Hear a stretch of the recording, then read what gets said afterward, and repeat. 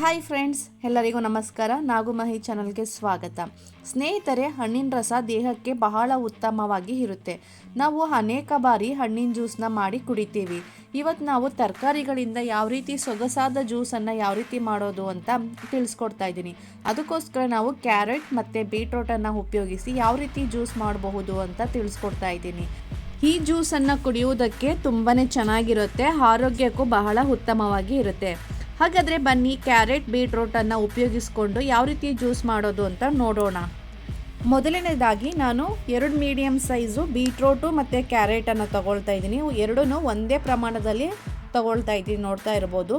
ಇವಾಗ ಕ್ಯಾರೆಟನ್ನು ತಗೊಂಡು ಸಿಪ್ಪೆ ಎಲ್ಲ ರಿಮೂವ್ ಮಾಡ್ಕೊಳ್ತಾ ಇದ್ದೀನಿ. ನೋಡಿ, 1 ಮೀಡಿಯಮ್ ಸೈಜ್ ಕ್ಯಾರೆಟನ್ನು ತಗೊಂಡು ಈ ಥರ ಸಿಪ್ಪೆ ಎಲ್ಲ ರಿಮೂವ್ ಮಾಡ್ಕೋಬೇಕಾಗತ್ತೆ.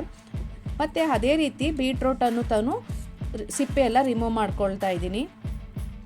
ಈ ಥರ ಸಿಪ್ಪೆ ಎಲ್ಲ ರಿಮೂವ್ ಮಾಡ್ಕೊಂಡು ಆದಮೇಲೆ ಇದನ್ನು ಚಿಕ್ಕದಾಗಿ ನಾವು ಕಟ್ ಮಾಡ್ಕೊಳ್ಬೇಕಾಗತ್ತೆ.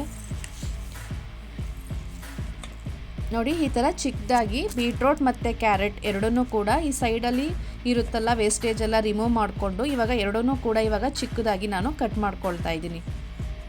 ನೀವು ಟೈಮ್ ಇತ್ತು ಅಂತ ಹೇಳಿದ್ರೆ ಈ ಥರ ಕಟ್ ಮಾಡಿ ಹಾಕೋಬೋದು. ಟೈಮ್ ಇಲ್ಲ ಅಂತ ಹೇಳಿದ್ರೆ ನೀವು ಬೇಕಾದ್ರೆ ಕ್ಯಾರೆಟ್ ಮತ್ತು ಬೀಟ್ರೋಟನ್ನು ತುರಿದುಬಿಟ್ಟು ಮೂಲಕ ಬೇಕಾದ್ರೆ ನೀವು ಈ ಜ್ಯೂಸನ್ನು ಮಾಡ್ಕೋಬೋದು. ನೋಡಿ, ಈ ಥರ ಚಿಕ್ಕದಾಗಿ ನಾನು ಬೀಟ್ರೋಟನ್ನು ಕಟ್ ಮಾಡ್ಕೊಳ್ತಾ ಇದ್ದೀನಿ. ಅದೇ ರೀತಿ ನಾನು ಇವಾಗ ಕ್ಯಾರೆಟನ್ನು ಕೂಡ ಚಿಕ್ಕದಾಗಿ ನಾನು ಕಟ್ ಮಾಡ್ಕೊಳ್ತಾ ಇದ್ದೀನಿ.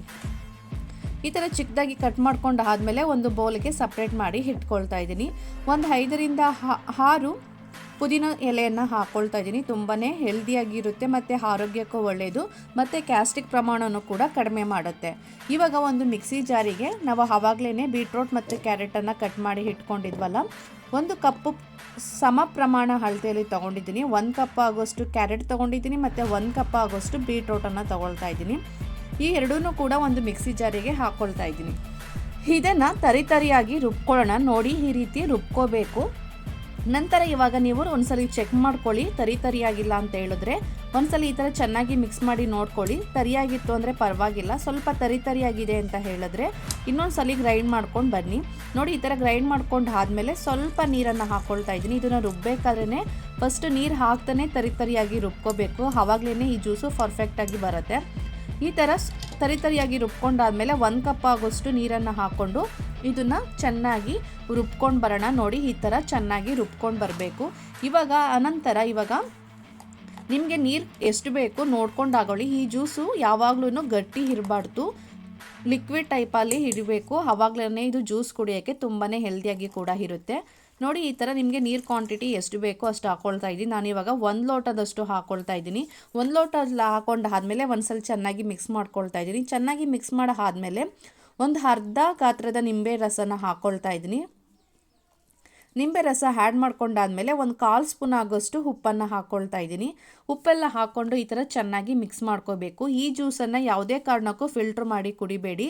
ಈ ಜ್ಯೂಸನ್ನು ಇದೇ ರೀತಿ ಹಾಕಿ ಕುಡಿಬೇಕು. ಮಕ್ಕಳಿಗೆ ಏನಾದ್ರು ಕೊಡ್ತಾ ಇದ್ದೀವಿ ಅಂತ ಹೇಳಿದ್ರೆ ಇದನ್ನು ಬೇಕಾದ್ರೆ ನೀವು ಫಿಲ್ಟ್ರ್ ಮಾಡಿ ಕೊಡಿ. ಮತ್ತು 1 ಸ್ಪೂನ್ ಆಗೋಷ್ಟು ಸಕ್ಕರೆ ಕೂಡ ನೀವು ಆ್ಯಡ್ ಮಾಡಿ ಕೊಡ್ಬೋದು. ಮಕ್ಕಳಿಗೆ ಹಾಗೆ ಕುಡಿಯೋಕ್ಕಾಗಲ್ಲ, ಅದಕ್ಕೋಸ್ಕರ ಸಕ್ಕರೆ ಹಾಕಿ ಕೊಡಿ. ನೀವು ಕುಡಿಯೋದಾದರೆ ಯಾವುದೇ ಕಾರಣಕ್ಕೂ ಫಿಲ್ಟ್ರ್ ಮಾಡೋಕ್ಕೆ ಹೋಗಬೇಡಿ, ಹಾಗೇ ಸೇವನೆ ಮಾಡಿ, ತುಂಬಾ ಕೂಡ ಒಳ್ಳೆಯದು.